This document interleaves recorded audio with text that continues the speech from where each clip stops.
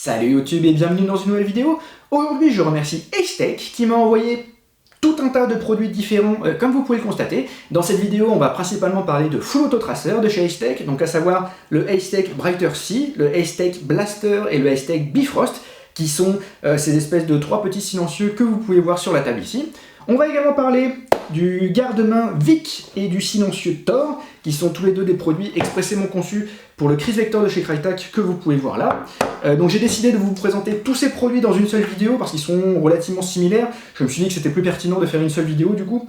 Comme d'habitude, je vais inclure un sommaire dans la description de cette vidéo qui est juste en bas, donc je vous invite à aller la consulter pour éventuellement directement accéder à la partie de la vidéo qui vous intéressera le plus. On va commencer cette vidéo par faire un petit rappel de ce que c'est qu'un Full Auto Tracer, parce qu'il y en a peut-être parmi vous qui ne savent pas. Donc pendant très longtemps, un Full Auto Tracer, ça ressemblait à un objet comme celui-ci. Ça, c'est un Full Auto Tracer de chez X-Cortec, pour le coup. Et donc l'idée, c'est que c'est un silencieux à l'intérieur duquel il y a un boîtier comme celui-ci. Là, vous pouvez voir l'emplacement pour les piles. Alors, il n'y a aucune pile, hein, mais c'est pour vous montrer. L'idée, donc, vous fixez ça à l'extrémité de votre réplique. En général, ça se fixe sur un filetage en 14 mm CCW. Et donc quand votre bille passe au travers du Full Auto Tracer, il y a un système infrarouge qui détecte la présence de la bille. Ça déclenche un gros flash lumineux, un petit peu comme le flash d'un appareil photo. Et l'idée c'est que lorsque la bille du coup quitte le Full Auto Tracer, ça fait une traînée lumineuse, un petit peu comme dans Star Wars, lorsqu'il y a des scènes de bataille avec des blasters, bah, ça fait vraiment des traînées lumineuses. Moi je trouve que c'est vraiment à ça que ça me fait penser. Alors évidemment, ça ne fonctionne que si vous utilisez des billes phosphorescentes qui sont expressément conçues pour être utilisées avec un Full Auto Tracer comme celui-ci. Et en gros, c'est rigolo. Il n'y a pas vraiment d'avantage à utiliser un Full Auto Tracer. Alors on peut trouver des petits avantages éventuellement. Ça permet par exemple de désigner à vos coéquipiers la cible sur laquelle vous êtes en train de tirer. Comme vous pouvez mieux voir la trajectoire de vos billes, ça vous permet éventuellement de contre-viser un petit peu. Ça vous permet de mieux voir aussi si vous avez effectivement touché un joueur ou pas. Mais voilà, ça c'est vraiment des petits avantages. En réalité, d'une façon générale, il y a plutôt des désavantages à utiliser un Full Auto Tracer. Le premier, c'est que ça vous transforme en sapin de Noël, hein, c'est beaucoup plus facile de vous repérer. Et l'autre désavantage, c'est que vous êtes obligé d'utiliser des billes phosphorescentes qui généralement coûtent plus cher que les billes blanches normales. Alors on va commencer par parler du modèle Brighter C de chez Acetech, qui est à la fois le modèle le plus petit, le plus léger et le moins cher de la gamme. Donc lui c'est très simple, il ne fait entre guillemets que Full Auto Tracer. Donc là pour le coup il est allumé, et si j'utilise mon crayon, on peut constater à chaque passage, il y a un flash lumineux. Alors peut-être que vous ne voyez pas un flash lumineux à chaque fois, parce que ça dépend du taux de rafraîchissement de la caméra, mais là je vous assure que dans la réalité, il y a vraiment un flash lumineux à chaque fois.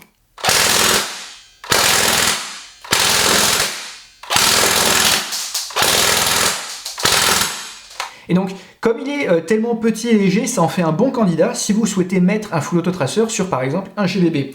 Le Full Auto Tracer, le Brighter C, est livré avec 7 adaptateurs, donc ça permet de passer, je crois, d'un 11 mm positif à du 14 mm anti-horaire.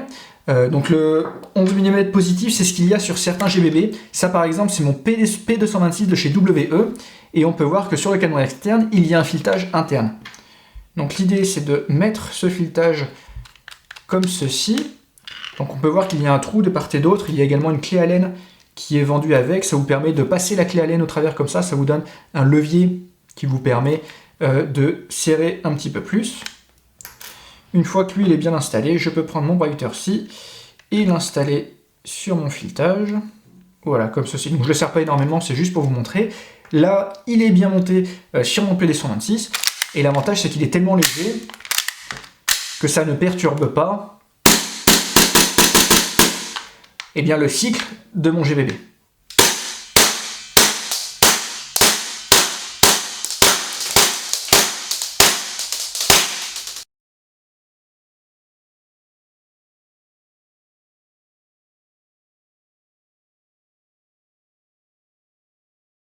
L'une des innovations de la part de Acetech, c'est qu'ils ont tellement réussi à miniaturiser le concept de Full Auto Tracer qu'aujourd'hui ils proposent des modules très petits qu'on peut glisser en fait à l'intérieur de silencieux plus gros qui auront pour avantage d'être plus esthétiques que juste un petit module fixé au bout de votre canon.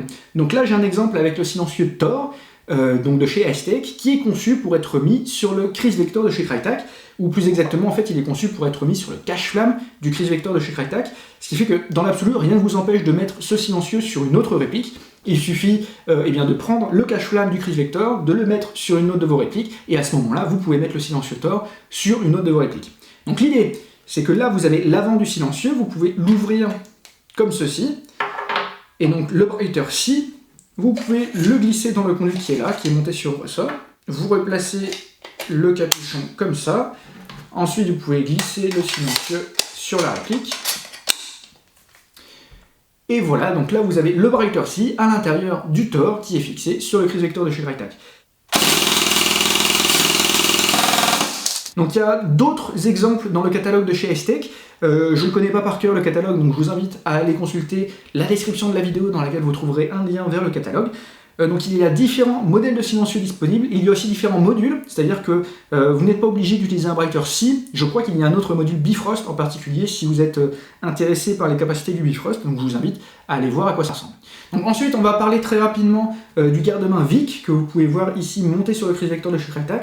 Donc que dire sinon que c'est un garde-main M-Lock qui donne ce look caractéristique au Kriss Vector. Moi je reconnais que je ne suis pas super fan, le Kriss Vector j'aime bien quand il est très compact, et là je trouve que ça lui donne une ligne un petit peu trop élancée. Que dire, voilà, il est couvert d'emplacements M-Lock, donc vous pouvez mettre un peu tous les accessoires que vous voulez. Évidemment, il y a un trou ici qui vous permet de retirer le silencieux facilement, ça c'est bien conçu, parce que sinon en fait, une fois que vous mettez le silencieux, vous ne pourriez plus le retirer. Juste pour information par contre, personnellement j'avais acheté pas mal d'accessoires de chez Lelax pour mettre sur mon Kriss Vector de chez Crytek. Donc là par exemple vous pouvez voir l'extension pour le bouton d'éjection du chargeur. J'avais acheté en particulier un garde-main de chez Lelax, je vais vous mettre une photo à l'écran. J'avais bon espoir que le silencieux Tor soit compatible avec le garde-main Lelax, mais malheureusement ce n'est pas le cas. Le silencieux Tor est un petit peu trop gros malheureusement. Ensuite on va parler du modèle Blaster de chez Ace-Tech. Donc comparé au brighter-ci, il est considérablement plus long et plus gros. Lui, il fait également full auto-traceur, mais il a une fonction supplémentaire. Comme vous pouvez le voir, à la sortie ici, il y a 3 LED qui sont positionnés là. Et si je reprends mon crayon, vous pouvez voir qu'en plus de la fonction full auto-traceur, donc, lui, il a aussi une fonction flash lumineux. Et l'idée, c'est de reproduire plus ou moins le même effet que lorsque vous tirez avec une véritable arme à feu et que ça fait un flash lumineux. Donc, ça augmente considérablement l'aspect décoratif, on va dire, du système, parce que là c'est pas juste la bille qui est illuminée, c'est vraiment l'endroit autour de là où vous tirez qui est illuminé en quelque sorte, et ça produit un effet qui pour le coup est, je trouve, très satisfaisant.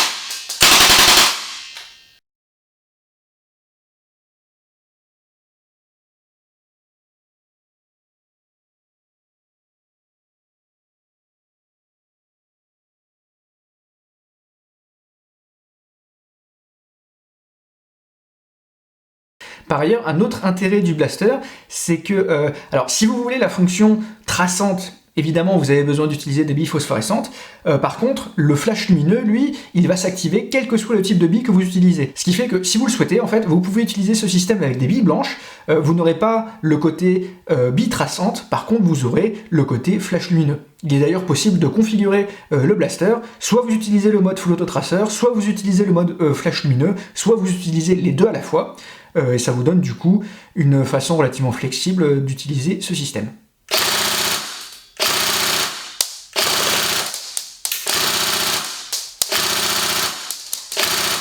Enfin, on va parler du Bifrost de chez Ace-Tech.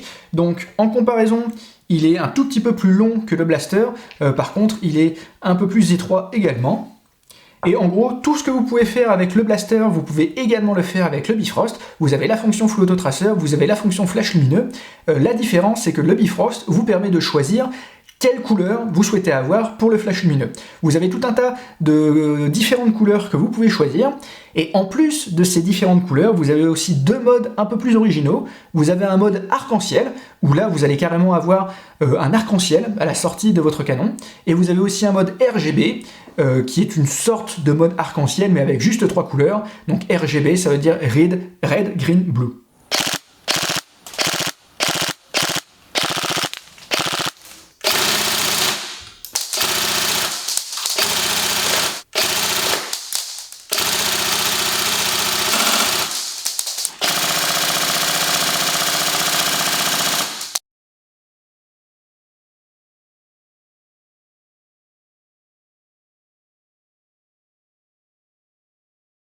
Donc de la même façon que le blaster fonctionne juste avec des billes blanches au niveau du flash lumineux, le Bifrost également va fonctionner avec des billes blanches si le flash lumineux est la seule chose qui vous intéresse.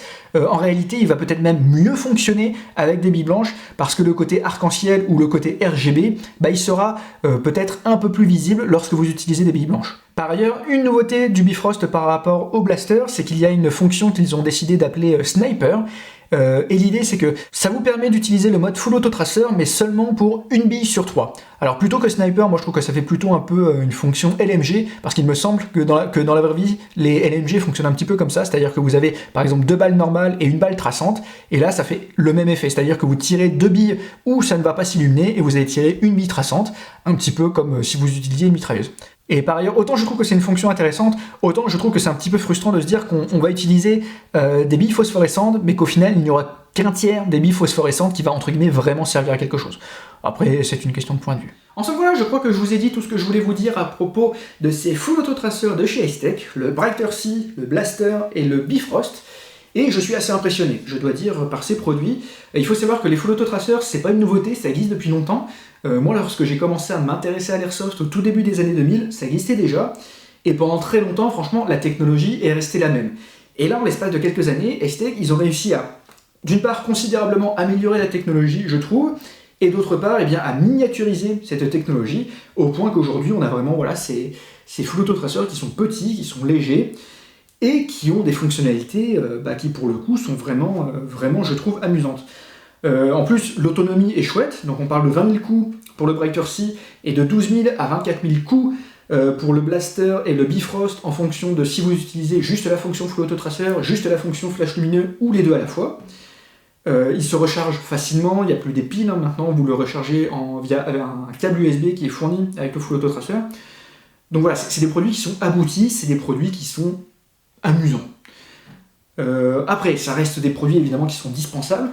Si l'aspect ludique de faire des jolies traînées lumineuses, des jolies couleurs lorsque vous tirez avec votre réplique ne vous intéresse pas, franchement je vois pas quel argument je pourrais employer pour vous convaincre de vous procurer l'un de ces bidules. Mais si cette vidéo vous a un petit peu intrigué, je vous invite au moins peut-être à essayer de faire en sorte de voir à quoi ça ressemble dans la vraie vie.